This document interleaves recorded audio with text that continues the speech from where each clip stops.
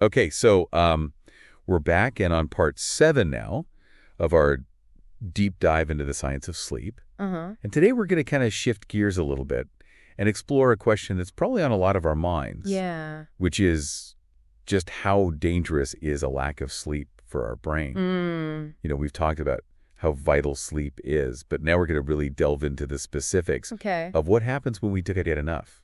It's fascinating to me how we often underestimate the impact of sleep deprivation. Yeah. We compare it to things like skydiving or pulling an all-nighter as if it's just this test of endurance. Yeah. But the reality is that the Guinness Book of World Records actually stopped recognizing sleep deprivation records Really? because it's considered too risky. Wow. They actually deemed it more dangerous than some of the most extreme activities out there. That's a pretty sobering thought. Yeah. It really puts things into perspective. Yeah, it does. And speaking of risky activities, let's talk about something that many of us do on a regular basis. Okay. Driving. I'm sure most of us have driven while feeling a little tired at some point. Sure. But did you know that driving drowsy could be just as dangerous as driving drunk? That's right. Research has shown that being awake for just 19 hours straight Wow. can impair your cognitive function to the same degree as being legally intoxicated. Oh my gosh. So think about that next time you're tempted to push through and drive home after a long day or a late night out. Yeah, that's definitely a wake-up call. Yeah. That makes you realize that even missing just a couple of hours of sleep each night for a week can have a significant impact Right. on your concentration and reaction time behind the wheel. Yeah.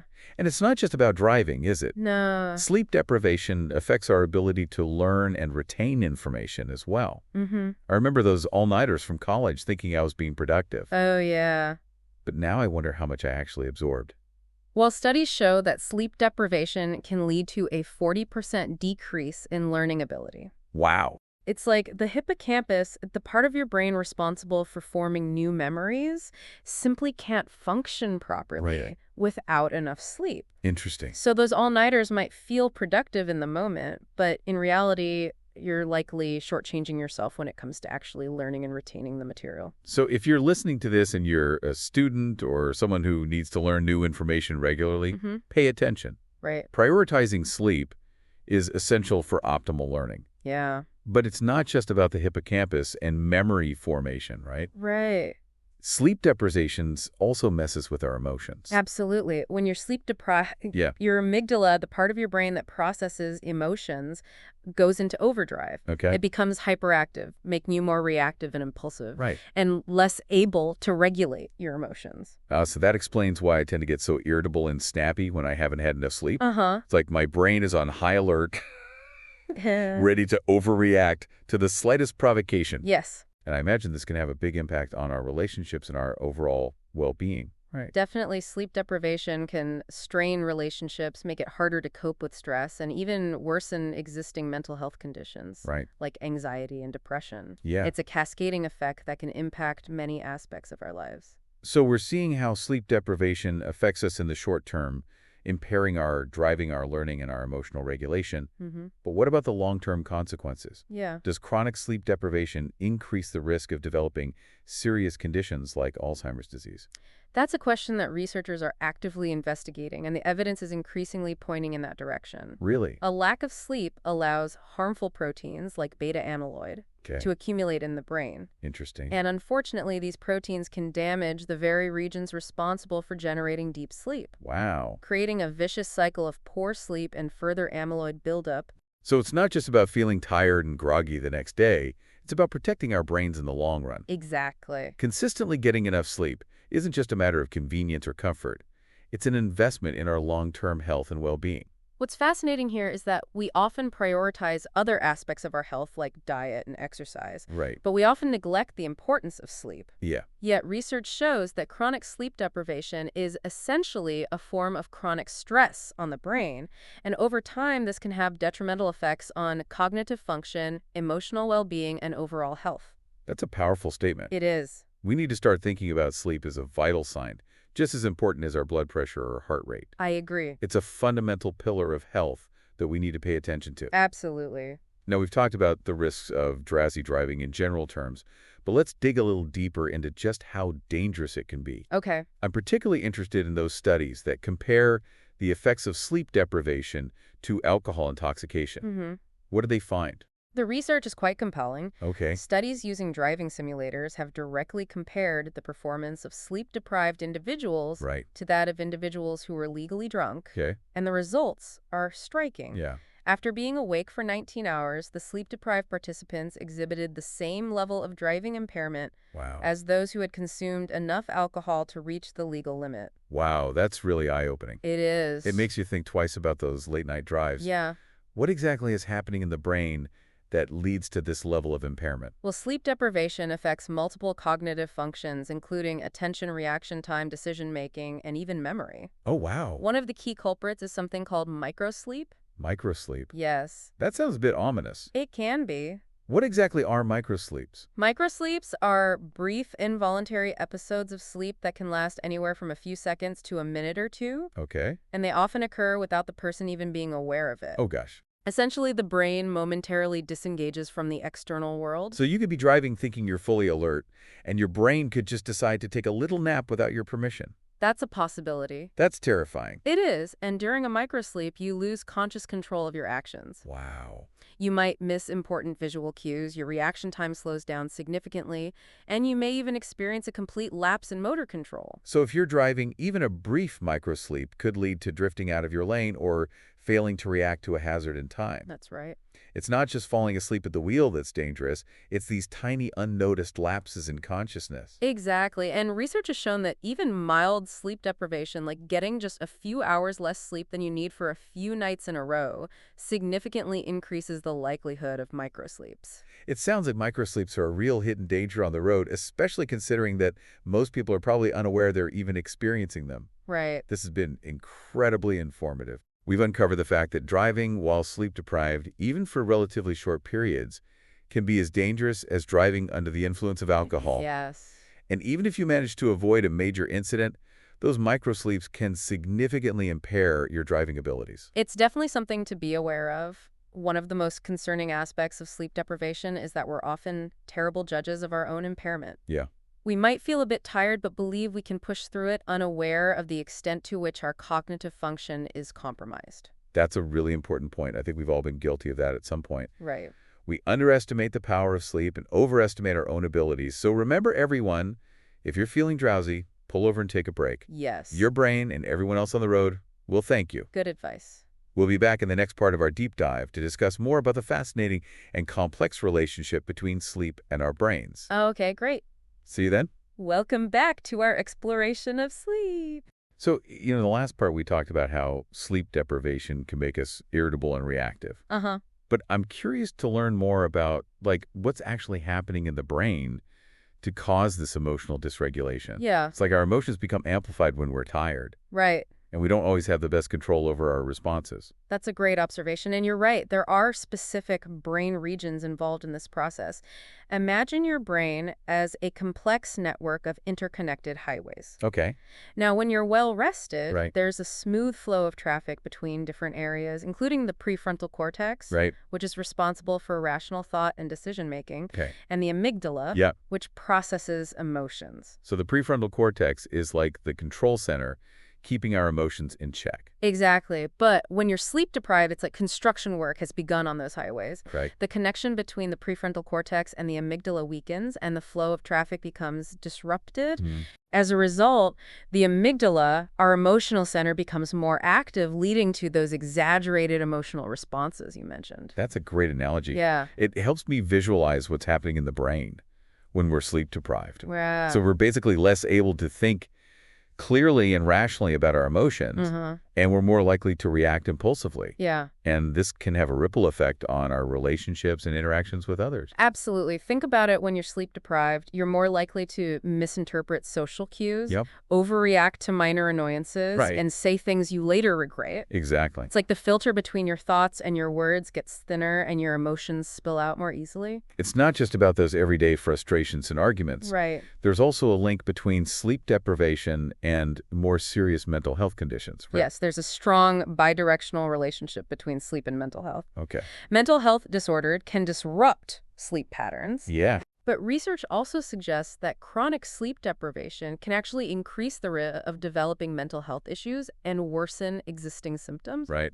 It's like a vicious cycle. Poor sleep contributes to mental health problems, and those problems in turn make it even harder to get a good night's rest. It's a reminder that our mental and physical health are intertwined. Absolutely. We can't neglect one without affecting the other. Right. And speaking of this interconnectedness, you mentioned earlier that sleep deprivation can be particularly challenging during adolescence. Yes. Why is that? Adolescence is a period of rapid brain development, and sleep plays a critical role in this process. Right. It's during sleep that our brains consolidate memories, process emotions, and strengthen neural connections that are essential for cognitive and emotional maturity. Okay. When teenagers consistently don't get enough sleep, it can disrupt this crucial development, increasing their vulnerability to mental health disorders like anxiety and depression. That's a really important point, especially considering the pressures and demands that teenagers face these days. It is. It seems like we need to be paying much more attention to sleep hygiene during those formative years. I agree. But it's not just adolescence, right? Right. You also mentioned a study involving adults with bipolar disorder. Yes. What did that study reveal about the connection between sleep and mood stability? This study was fascinating. Researchers carefully monitored individuals with bipolar disorder who were in a stable mood state. Okay. Then they deprived these individuals of sleep for just one night and observed the effects. Interesting. Surprisingly, a significant proportion of the participants experienced a rapid shift in mood, Wow. either spiraling into a manic episode or descending into a depressive state. Wow. That's a powerful finding. It is. It really highlights the potential for sleep deprivation to act as a trigger for mood episodes in individuals with bipolar disorder. Yeah. It makes you wonder if improving sleep could actually be a key factor in managing the condition. That's a question that researchers are exploring, and there's growing evidence to support that idea. Cognitive behavioral therapy for insomnia, or CBTI, has emerged as an effective treatment for insomnia. Right. And studies suggest that it can also have positive effects on mood and reduce symptoms of anxiety and depression. So addressing sleep problems could be a valuable component of a holistic approach to treating mental health conditions alongside traditional therapies and medications. Precisely, while medication and psychotherapy remain important tools, addressing sleep issues should be considered an integral part of the therapeutic process. Yeah. Improving sleep quality can complement other treatments and contribute to better overall mental health outcomes. This is such important information for anyone struggling with their mental health. It is. It's empowering to know that something as simple as prioritizing sleep could have a real impact. Yes. But I have to ask, are there ever any situations where sleep deprivation might actually have a positive effect on mood? I know it sounds counterintuitive, but I've heard of people experiencing a temporary mood boost after an all-nighter. That's a great question, and it's true that there have been some intriguing observations in the realm of depression research. Really? Studies have shown that approximately 30 to 40% of individuals with major depression experience a temporary mood boost after a night of sleep deprivation. That is surprising. It is. How could something that generally makes us feel worse actually lead to a mood lift, even if it's temporary? Right. Do we know why this happens? It's a phenomenon that has puzzled researchers for some time, and we don't have a definitive answer yet. Okay. One theory suggests that sleep deprivation might disrupt certain brain circuits involved in negative thought patterns, leading to a temporary reduction in depressive symptoms. Interesting. It's as if the brain gets a bit of a reset, and some of the pathways associated with low mood are temporarily disrupted. So it's not that sleep deprivation is a cure for depression, Right.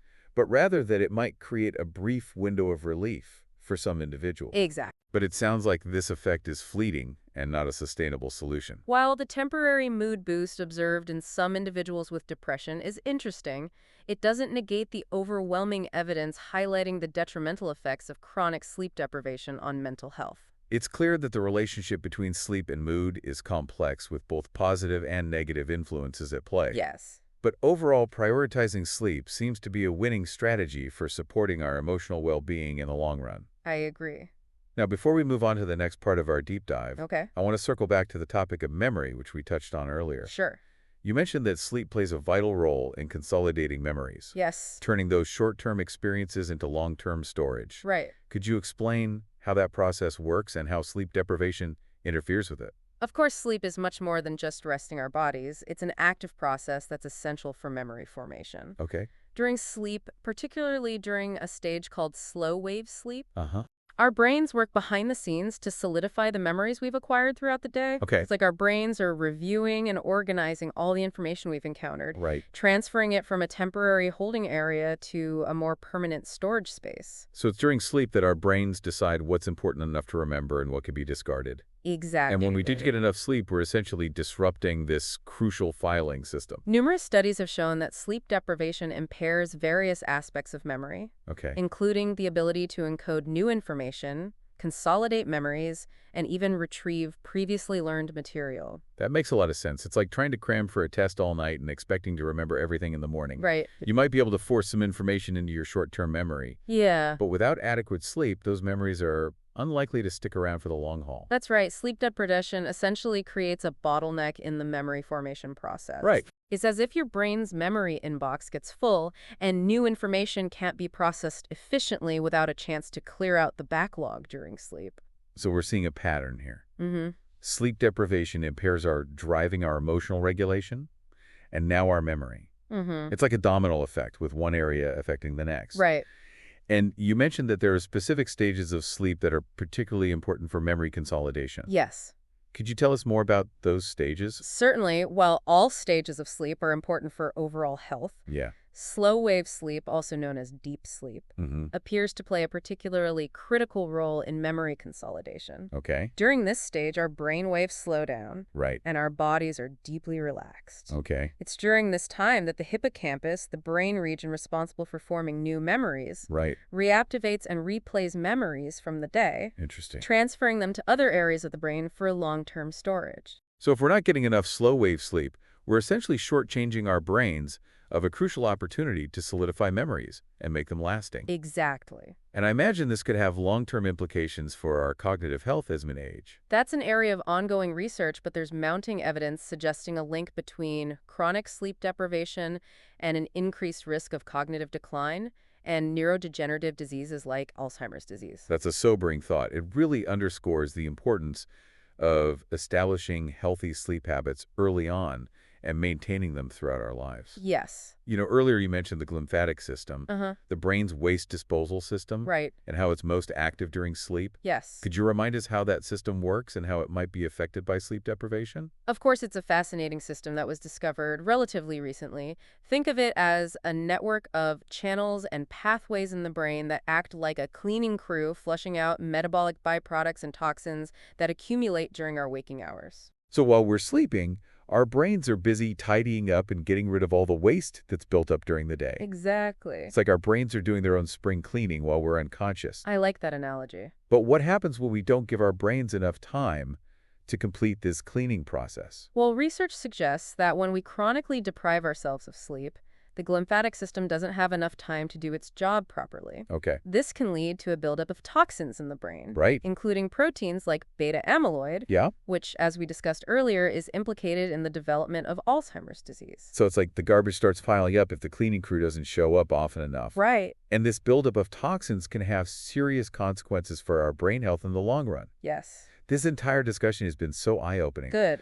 We've learned that sleep is not just about feeling rested. Uh-huh. It's about allowing our brains to perform essential functions that are critical for our emotional well-being, our memory, and even our long-term cognitive health. Exactly. Sleep is a fundamental biological process that is just as important as eating, drinking, and breathing. Wow. It's essential for restoring our bodies and minds and allowing our brains to function optimally. Before we move on to the final part of our deep dive, I want to take a moment to summarize the key takeaways from this discussion. Okay. We've learned that sleep deprivation can lead to emotional dysregulation, making us more irritable, reactive, and impulsive. Right. It can also worsen existing mental health conditions and potentially increase the risk of developing new ones. Yes. Additionally, we've explored the crucial role that sleep plays in memory consolidation and the potential long-term consequences of disrupting this process. Uh-huh. And we've delved into the fascinating world of the glymphatic system, the brain's nighttime cleaning crew, and the potential risks of hindering its ability to clear out toxins.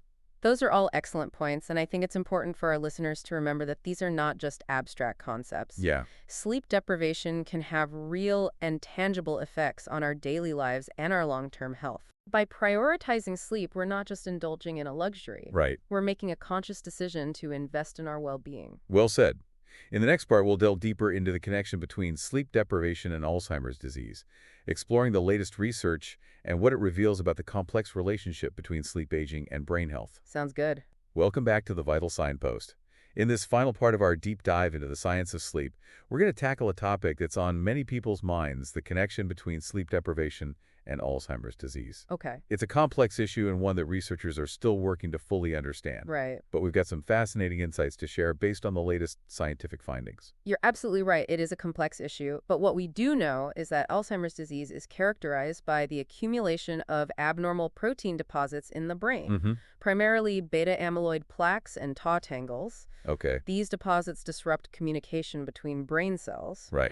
eventually leading to cell death and causing the cognitive decline and memory loss that we associate with Alzheimer's. Now, in the previous parts of this deep dive, we've talked about how sleep deprivation can hinder memory consolidation and disrupt the brain's natural cleaning processes. Right. So I'm curious to understand how these factors might contribute to the development of Alzheimer's disease. Well, think back to our discussion about the glymphatic system, the brain's waste disposal system that's most active during sleep, especially during slow-wave sleep. Right. Research suggests that when we consistently don't get enough sleep, particularly slow-wave sleep, the glymphatic system may not be this effective at clearing out beta amyloid. Okay. This could lead to a buildup of these harmful proteins in the brain. So it's like if the garbage collectors go on strike and the trash starts piling up in the streets. In this case, the trash is beta amyloid, and the streets are the delicate neural pathways in our brains. That's a great analogy. And what's even more concerning is that the buildup of beta amyloid may create a vicious cycle.